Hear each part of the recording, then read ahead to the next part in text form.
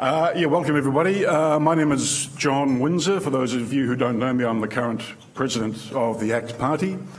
And the members will know that we are currently undergoing an election process for the president's position. So you will have soon be receiving some voting papers for that position, along with the positions of the 3 new regional councillors. We've had a change in the regional council structure. That will be explained to you when the voting papers come out to you very soon. Just at this point, I'd like to say, I'm sure there are a large number of members in the room. If you are not a member of the ACT Party, I'll just ask you to consider joining. As we prepare for the election in 2026, we need, it's great to have more people on board and more resources available as well. So you can join through the website, very easy. It's a very low cost undertaking. We don't ask for too much money, not at this stage anyway. So, and I'm sure you'll get some great benefits out of it. So, welcome along. You might realise we are on the Tamaki electorate. We're not in the Epsom electorate. The boundary is actually just about 5 minutes drive down the road, so we're kind of close to Epsom, which is good, because that's where this whole thing started, basically.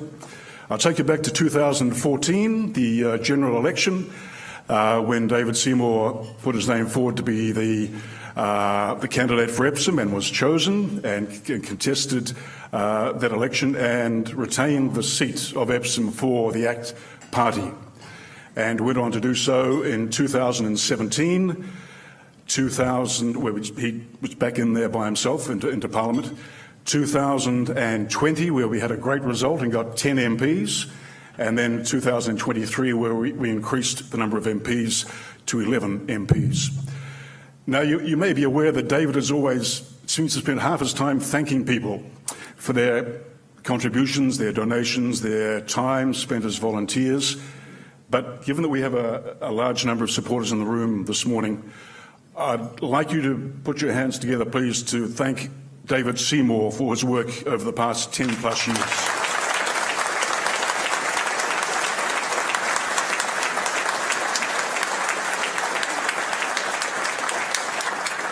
Because it really has been his tenacity, his perseverance, his determination, and basically his talent that has gotten the party to where we are today.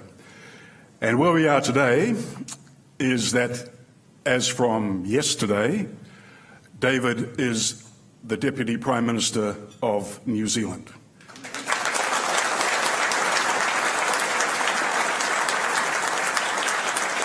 And I'm going to say that again because I can't quite believe it, the Deputy Prime Minister of New Zealand. Now, some people, especially in the media, seem to be a little bit exercised about this. And of course, David has in fact been the acting Prime Minister of New Zealand over the past 18 months on 2 or 3 occasions when the other 2 people have been out of the country. And you may have seen in the media at that time, some of them were a little bit exercised as that maybe things are going to go awry, given that David's in charge for a few days. But he's always taken the view that, hey, look, no, guys, it's going to be okay. You know, the world is not going to end. It really is nothing to worry about. And indeed, there has been nothing to worry about. So when Parliament resumes or starts to sit again on Tuesday, there will be a change in the seating arrangements. Some of you may have actually, when you've been in Wellington, sat in to view Parliament, especially during question time, which can be quite entertaining, actually, free entertainment. Or you may have seen it on TV. And you may have noticed that New Zealand First, because Winston Peters has been the Deputy Prime Minister, New Zealand First sits on the left-hand side of the National MPs, and the ACT MPs sit on the right side of National. And of course that is going to change as from Tuesday, is that ACT MPs will sit on the left side of National and David will sit to the left of the Prime Minister. And that's not quite right, if you know what I mean. But unfortunately, it's probably out of David's hands as to where they actually sit. But the one, I guess, 2 good things out of that is that our MPs will be further away from the Greens and further away from Te Pāti Maori. So that can't be too bad. So Like I said before, we're in the Tamaki electorate, and it is my job to introduce the MP for the Tamaki electorate, the very talented Brooke Van Velden. And I was lucky enough to be part of her campaign team as it was back in 2023 when we secured the seat. I remember Brooke rang me in February of 2023 and said, it's been decided by the ACT board that we should perhaps consider contesting Tamaki. And I thought, well, that's a little bit ambitious. But anyway, we had a meeting because Brooke said, well, you've done a bit of work in Epsom. And I said, well, yeah, I've done bits and pieces. So we had a meeting and came up with a little bit of a formula, got some other people on board, some of whom are in the room this morning, and it's good to see you. And we ran, I think it was a great campaign. And in the end, it was a successful campaign because Brooke got a huge majority, took a seat that had been held by Nationals since who knows when. You'll all remember back to the days of Sir Robert Muldoon. And so Brooke secured that seat, the second seat for the ACT Party, which was a great achievement. I just want to acknowledge Brooke and her hard work for that campaign.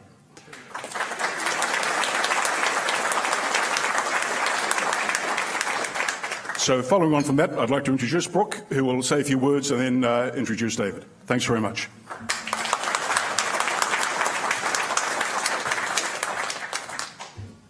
Well, good morning, everybody, and welcome to Tamaki.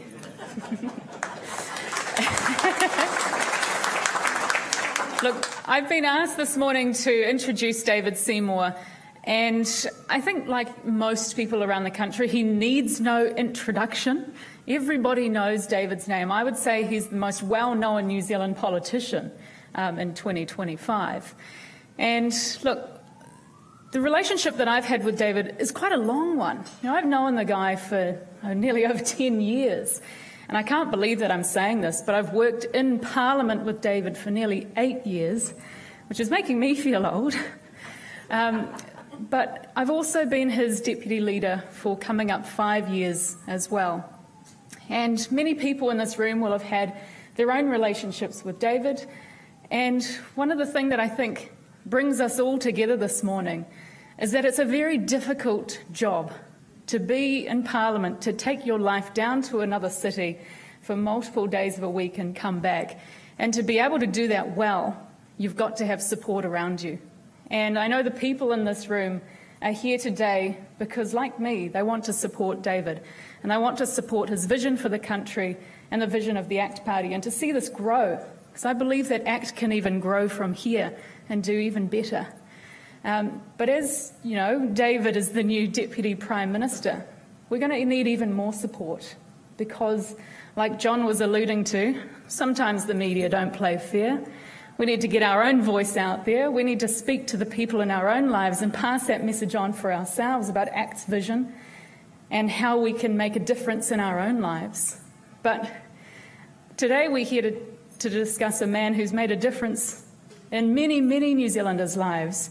But he's made a huge difference in his own life, going from holding the ACT Party with one MP to being a strong leader for a party with multiple MPs, and now becoming the Deputy Prime Minister of New Zealand.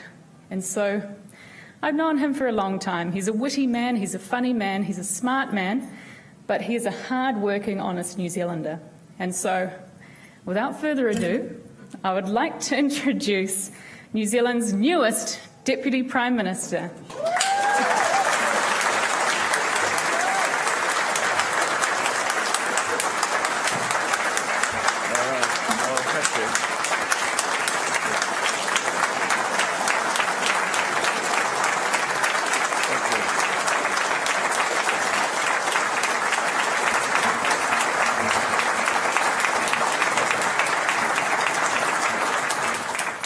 Well, thank you very much, Brooke, for that kind introduction and warm welcome. I was reading a quote that begins, "It does not take a majority to prevail, but rather an irate, tireless minority keen on setting brush fires of freedom in the minds of men and women." And that was Sam Adams, one of the United States founding fathers. So many people here today, and some who sadly couldn't be, fit Sam Adams' description. I know that there's one or two people here who are, occasionally irate. And to get this far, we've had to be tireless. And I suspect we'll always be a minority, but we'll succeed by setting those brush fires in people's minds. Human freedom, to do what you like if you don't harm others, is the only thing that's truly worth fighting for, because only when that principle prevails can we turn our efforts to fighting problems in the natural world instead of each other. Now, this is no swan song, it's just a little rest before the next climb, perhaps the next setback. We've had lots of both, and we'll have lots more. But today's an opportunity to thank each person here for their efforts setting brush fires of freedom in the minds of New Zealanders, and to recommit ourselves to our mission of promoting a free society. Now, it hasn't always been easy. If I had to pick a theme song for the last 10 years, it could be Mark Knopfler, The Scaffolder's Wife. Mark always writes with great empathy for the struggling. And he says, in the wicked old days when we went it alone, kept the company going on a wing and a prayer. Those words really stick with me because they sum up the first 6 years of leading ACT. In fact, it hasn't just been a bit difficult. Most of the time, it seemed bloody impossible. In fact, it's a happy miracle that our party even exists. There's no party committed to human freedom anywhere in the world as successful as ACT. And the reason why is most politicians find it too easy to get votes by promising other people's money or promising to regulate other people's freedom. We, for better or worse, take the hard road. We seek to win political power by promising voters only the freedom to make the most of their time on earth. And we do so because it's only the creative powers of a free society that can generate the wealth to overcome our many challenges and sorrows. And not only is the mission of ACT fundamentally hard, sometimes one or two of us have made it harder than may have been necessary. I hesitate to bring it up, but once or twice we've burned ourselves on our own brush fires along the way.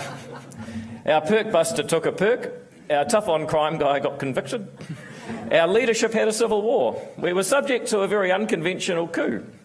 In 2011, we ran the most courageous three-pronged election campaign in modern history. Supply-side economics, one law for all, and freeing the weed. Sadly, while there were constituencies for all three causes, none of them could get along. Then John Banks came along and steadied the ship. And I want to thank John for his unconditional support of this party. Thank you, John. You see, John didn't just allow the party to survive, he allowed it to survive as a Liberal party. And I can only imagine being turned around to vote for gay marriage wasn't easy for John. On the other hand, saying no to Jenny Gibbs isn't easy either. What a conundrum. But John's sacrifices allowed Jamie White and I to run a ticket in 2014. Little did we realise things could still get much, much worse. It turned out that my dear friend with a CV from Cambridge and from heaven was brilliant at everything except for one thing, and sadly that was politics. I say this, all of this, partly because you've got to have some gallows humour in this business, but also because it forms the backdrop to one hell of a climb. And you have to see where we started to see how far we've come. And that is, in order to see the full achievement of the people in this room, and some who can't be here today, is that we've made ACT the world's most successful classical Liberal party. And for 5 years, nothing we did made a jot of difference.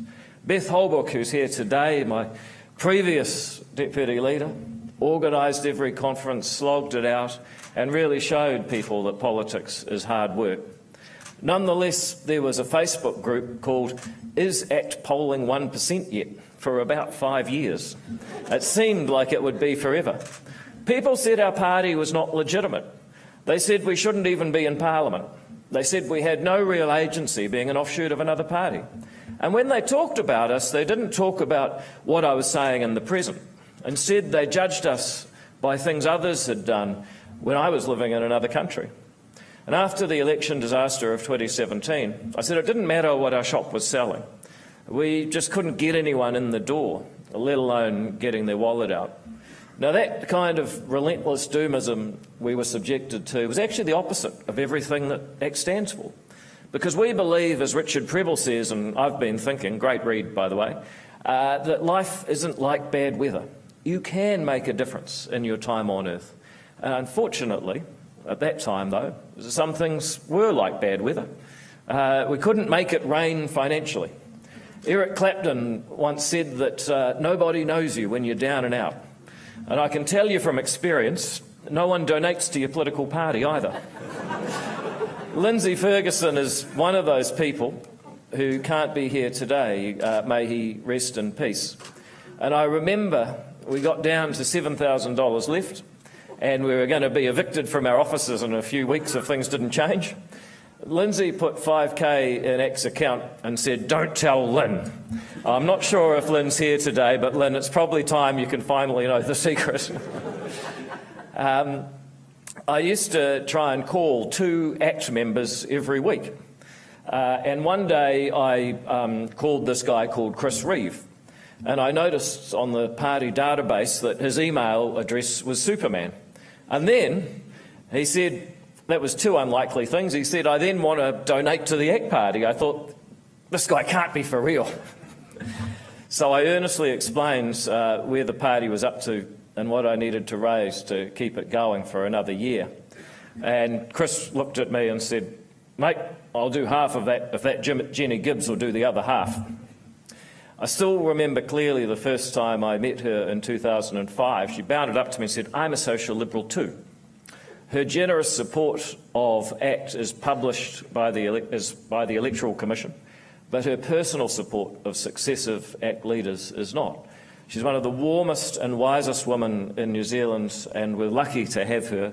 Sadly, she couldn't be here this morning because she's battling one of these microbes that seem to be going around, but we're very grateful to have her. Now, it's true that not every donor gives in the thousands. But thousands have given donations to keep our party alive, even when it may have seemed like palliative care. I want to thank everyone who's given to ACT, whether it was $5 or $5,000. Other people give their time. You know, in those wicked old days when we went it alone, I was never really alone, because so many people helped delivering mail, erecting signs, filling out the party accounts, opening up their homes for house meetings. Alison and Stu McFarlane rapidly edited my second book, Own Your Future. They said the timeline was mad. I said we can't move the election. I think that book helped keep the party together in some dark days. Thank you to every single person who endured reading it. Some people probably think that books are a symbol of colonisation anyway. For our supporters, very welcome. And what sets ACT apart is that we're a party of ideas. Some people, meanwhile, believe that a political party is an enormous enterprise with unlimited resources required to govern a country.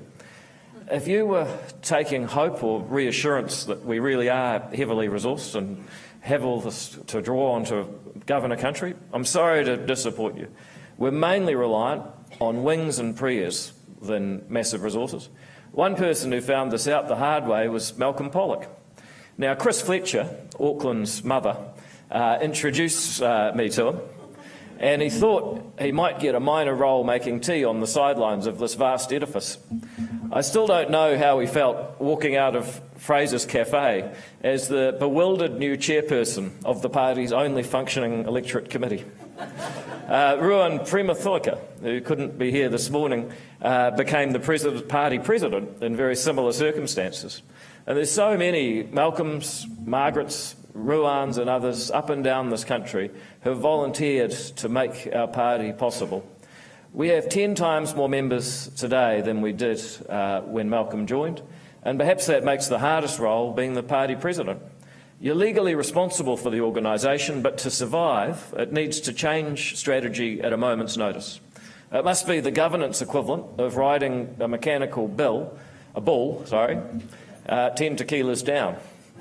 I've been lucky to have very patient presidents who've held the ship together, none less than the current President John Windsor, who's perhaps New Zealand's greatest political activist.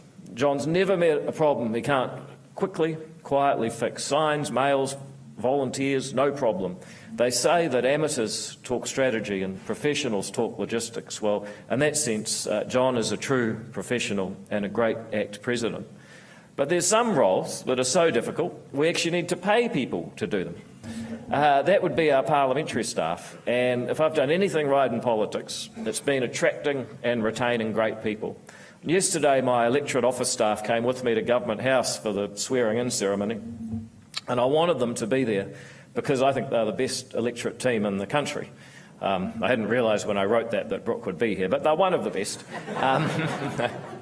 At least I hadn't thought of it. There's 3 positions in our office, and we've had 1 change in 10 years. So if turnover rates mean anything, then we have a very solid team. And the same goes for our team down in Wellington. We've been ranked as one of the best working environments in the parliamentary precincts year in, year out, and we keep attracting great talent. One example stood out more than any. When Brooke came to work in Wellington, the end-of-life choice bill was still possible, but far from inevitable. In fact, I'd say it probably looked less likely than likely. It got stuck in select committee for 16 months, and the antis refused to be constructive. They just stonewalled it. We couldn't make the changes we needed to get political buy-in. We couldn't do good lawmaking either. We'd have to make these changes in the committee of the whole House stage, where each MP can individually vote on every word of the legislation. One wrong vote, and there were hundreds of them, could have completely screwed up the whole bill and made it a nonsense in a heartbeat. And that's when we came up with the idea of the sponsors report. If 8 MPs on a select committee, supported by the might of the Ministry of Health, couldn't come up with a coherent set of reforms to a bill, then one 26-year-old woman with a sharp mind would. And that sponsors report remains one of the most effective policy documents ever produced in New Zealand. It was written by Brooke, but like Helen Clark, I just signed it. In the end, we got MPs to vote for every change we needed and oppose every change that would have stuffed it up. Besides Brooke, of course she's now our Deputy Leader, there have been 13 other new ACT MPs in the last decade. And they've been extraordinary. Nicole, Chris, Simon, James, Karen, Mark, Tony, Damien, Todd, Andrew, Paramjit, Laura and Cameron have been exceptional as a team of players. However, they've also formed a great playing team. And we know that a playing team always beats a team of players. Today, our MPs in government are delivering that real change that you asked for and we campaigned on. Our parliamentarians are taking on the scourge of deepfake porn. I bet you Roger Douglas never thought that would become a cause when he founded the party. We're standing up for academic freedom. We're keeping a watchful eye on the bureaucracy for farmers and tradies alike. In government, our ministers are reforming. Brooke's taking on our calcified health and safety laws and the hoary old Holidays Act. Nicole is finally delivering a rational approach to firearms law, even as she changes the courts to speed up the clogging. Karen is turning the department that failed her so deeply and personally into an effective protector of those who come after her, while Andrew stands up for the property. Thank you.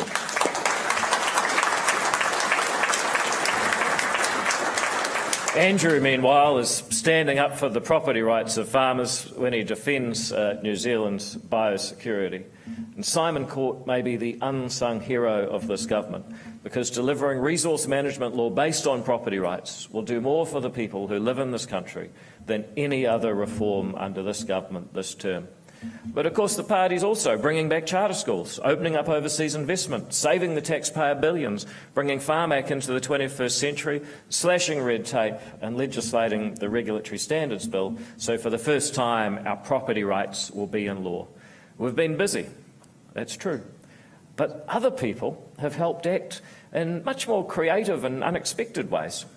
Take yourself back to March 2018, when the female pro dancers first got together for the 2018 season of Dancing with the Stars. They all agreed on one thing: nobody wanted to be paired with that guy.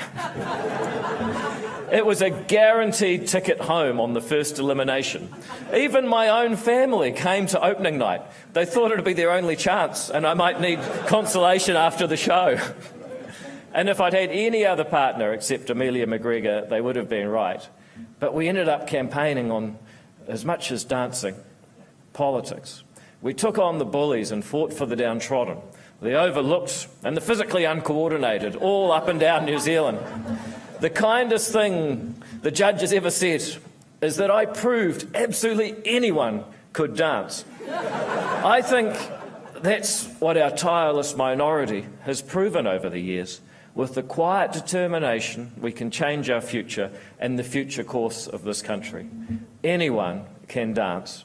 And that's why we stand for the farmers, the landlords, the licensed firearm owners, the free speech advocates, the small business owners, the ethnic and religious minorities of this country. Because everyone has the right to live free in the country because anyone can dance. And why New Zealand needs more of a movement like ours? Well, let's get into the future, because this must have all sounded a bit nostalgic.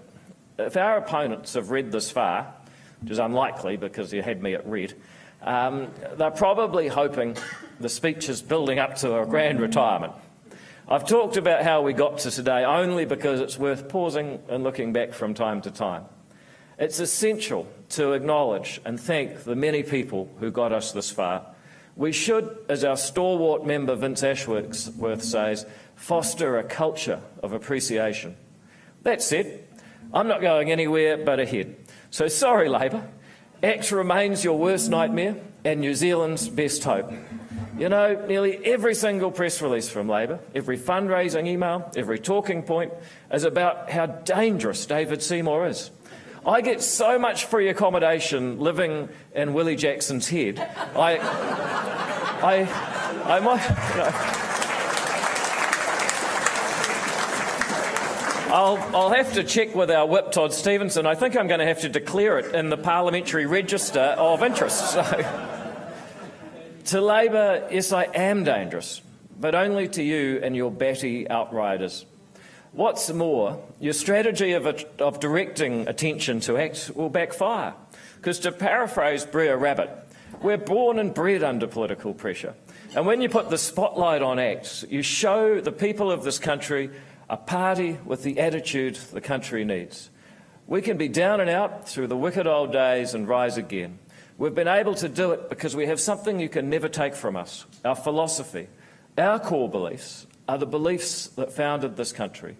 Wave after wave of migrants have taken huge risks to give their children a better life on these remote islands. We are a nation of pioneers, united in the belief that things can get better no matter how hard they seem. There is always hope. We don't discriminate against each other based on things we can't change about ourselves. We only discriminate based on the choices people do make. Human freedom and personal responsibility under the law. We know that the world is unpredictable, and the only path to success is letting 1,000 flowers bloom, looking for success that we can push up instead of pulling down. Our opponents are a Labor Party, best described as lost, a Green Party that barely talks about the environment. Once upon a time, they wanted to sacrifice the economy for the environment. These days, the Green Party wants to sacrifice the economy for no reason at all. And then there's the extraordinary spectre of a race-based political party that increasingly threatens violence to its opponents, tolerated by the media. What unites them is a poverty of spirit. Their idea that other people's success is not an example of what's possible, but somehow the source of their supporters' problems. And they traffic in the idolisation of envy. And even if they manage to sell it, it still won't work. ACT, on the other hand, and our celebration today shows that anyone can dance. Yes, our country faces problems, but we know in ACT how to overcome them. Starting with the simple belief, when it seemed easiest to give up, you may find that actually you were just turning the corner. Today, there are too many Kiwis leaving and not enough be leaving. I believe our country remains a good bet. We have no excuse for not creating a great country on these islands, but it's the culture that matters. And the real culture war today is not about which bathroom you go to. It's about whether we're here to push people up or pull them down. Can we move past the dark underbelly of tall poppy and celebrate the achievements of Shepherd, Rutherford, Ngata and Hillary, and those many more to come. We have to believe that life is a positive-sum game, that win-wins are possible, that if we treat each other with mutual respect and dignity, we might surprise each other. We can become an Athens of the modern world, a place where creative people are welcome to move and invest, where they find themselves joining people already here who fundamentally believe the point of our country is to make success possible. Every policy we make in government should be measured against the simple test: will this policy create an environment for New Zealanders to solve problems and make tomorrow better than today? It's actually what used to be called progressive. It used to be an idea owned by the left, but they're too busy tearing people down and putting them in boxes, virtue signalling, categorising and otherwise discriminating. If there's any party that can offer the values and the grit to take this country out of the doldrums and the constant meh that befalls New Zealand today, it's the party that's had to overcome the great Kiwi knocking machine from palliative care to the centre of government. And that effort would not have been possible without the people in this room and beyond who believed in us when no one else would, because they believe in the party's ideas. Thank you for getting us to this milestone, and buckle yourselves in, because in Hillary terms, this today is only base camp. Thank you very much. Thank you.